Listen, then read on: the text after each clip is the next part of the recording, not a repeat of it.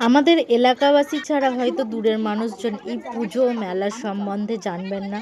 কত বড় মেলা বসেছে দেখুন। আমি ভিড় ঠেলবো না ক্যামেরা করব ভেবেই উঠতে পারছিলাম না, তাই যতটা পেরেছি তুলে ধরার চেষ্টা করেছি আপনাদের। আমাদের ভুবনেশ্বরী তলায় বসেছে মেলা, দেখতে গিয়েছিলাম আমি আর মা। কেমন লাগলো? কেউ ভিডিওটা ঠেলে সরিয়ে দেবেন না, মন্দিরটা মায়ের মুখটা দেখাচ্ছি আপনাদের একটু পরেই। এই পুজোটা হয় হোলির দিন ঠিক প্রতি বছর। এবারে মঙ্গলবার 3 তারিখে মার্চে পড়েছিল। সন্ধেবেলায় আমি আর মা চলে গেছিলাম মেলা দেখতে। এই পুজোতে সকালবেলায় আমাদের বাড়ির থেকে ঠাকুমারা পুজো দিতে যায়। এই জায়গাটার নাম বলি এবার আপনাদের, ভুবনেশ্বরী তলা। আর তাই ঠাকুরের নাম সবাই বলে ভুবনেশ্বরী মা।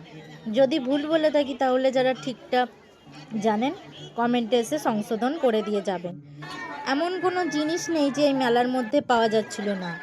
ভিতরে ঢুকে যা মনে হলো আমার যে এটা লাস্ট ভিডিও না হয়ে যায় আমার।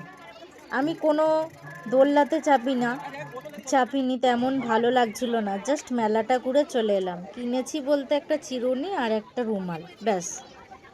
2 থেকে 3টে দোলনা বসেছিল।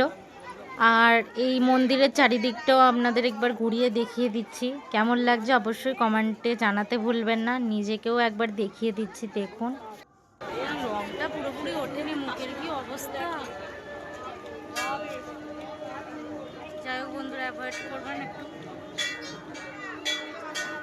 মন্দিরের চারিদিক কত সুন্দর ফুল দিয়ে সাজিয়েছে, তাই না? মায়ের মুখে আলো পড়েছে, পুরো জল জল করছে মায়ের মুখটা। আমার তো শিব ঠাকুরটাকে বেশি কিউট লেগেছে। মেলা ঘুরে ঠাকুরের ভোগ খেয়ে বাড়ি এলাম। খিচুড়ি, বাঁধাকপির সবজি আর পায়েস।